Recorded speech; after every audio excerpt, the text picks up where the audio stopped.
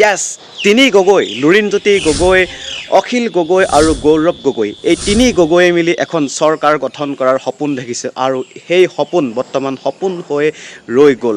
আৰু সেই তিনি গগৈৰ ভিতৰত শেষৰ হাঁহিটো কিন্তু কোনজন গগৈয়ে মাৰিলে সেইখিনি কথাই আজি মই ডিছকাছ কৰিবলৈ আহিছোঁ।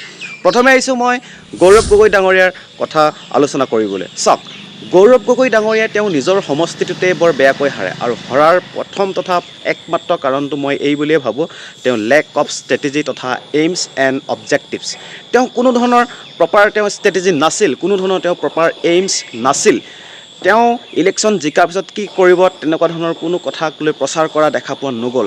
তেওঁ একমাত্ৰ বিজেপিক হৰুৱাব লাগে, বিজেপি ভণ্ডামি তেনেকুৱাবিলাক কথাই কোৱা দেখা পোৱা গৈছিল। গতিকে তেনেকুৱাবিলাক কাৰণতে তেওঁ হাৰিলে বুলি মই ধৰিছোঁ।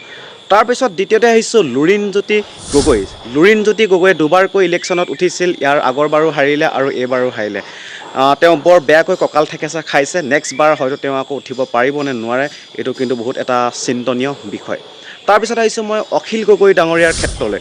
চাওক, অখিল গগৈ ডাঙৰীয়াই কিন্তু এই তিনিজন গগৈৰ ভিতৰত এনেকুৱা এজন গগৈ যিজনে কিন্তু শেষৰ হাঁহিটো মাৰিলে শিৱসাগৰ সমষ্টিৰ পৰা। তেওঁ এগেইনষ্টত বিজেপিৰ পৰা উঠিছিল কুশল দৌৰি, কিন্তু তাত অন্তিম তথা শেষৰ হাঁহিটো কিন্তু মাৰিবলৈ সক্ষম হৈছে অখিল গগৈ ডাঙৰীয়াই। ঠিক আছে, কিন্তু মই কিন্তু মানিছোঁ মামাই কিন্তু এনেকুৱা এখন খেল খেলিলে ইমান স্মুথলি হয়তো বহুতে ধৰিবই নোৱাৰিলে।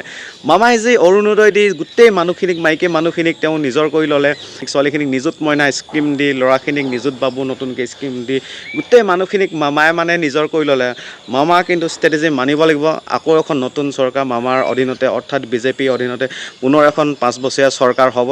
গতিকে আশা কৰিছোঁ এই চৰকাৰখন একচুৱেলি ভাল হওক, ৰাইজৰ কাৰণে একচুৱেলি ভাল কাম কৰক। চৰকাৰ যোনেই নহওক লাগিলে ৰাইজৰ কাৰণে একচুৱেলি কাম কৰা উচিত। আৰু কিন্তু এটা অতি চিন্তনীয় বিষয় একচুৱেলি ষ্ট্ৰং যি অপজিশ্যন, সেইটো থকাটো একচুৱেলি বহুত বেছি জৰুৰী। আমাৰ ৰাজ্যৰ কাৰণে, আমাৰ দেশৰ কাৰণে বহুত বেছি জৰুৰী। ষ্ট্ৰং অপজিশ্যন নোহোৱাটো কিন্তু বহুত বেছি এটা ভয়ংকৰ কথা। সেইটো একচুৱেলি আমাৰে সৰ্বসাধাৰণ মানুহৰ এটা অতিকৈ আমাৰ কাৰণে এটা চিন্তনীয় বিষয়। এটা ষ্ট্ৰং কিন্তু অপজিশ্যন থকাটো একচুৱেলি প্ৰয়োজন আছিল, মই তেনেকৈ ভাবোঁ। বাকী আপোনালোকে কি ভাবে কমেণ্ট ছেকশ্যনত জনাব। ভিডিঅ'টো ভাল পালে এটা লাইক কৰিব, শ্বেয়াৰ কৰিব আৰু পৰৱৰ্তী সময়ত ইনফৰ্মেটিভ ভিডিঅ'সমূহ পাই থাকিবৰ কাৰণে এই চেনেলটি ছাবস্ক্ৰাইব কৰি ল'ব। ধন্যবাদ।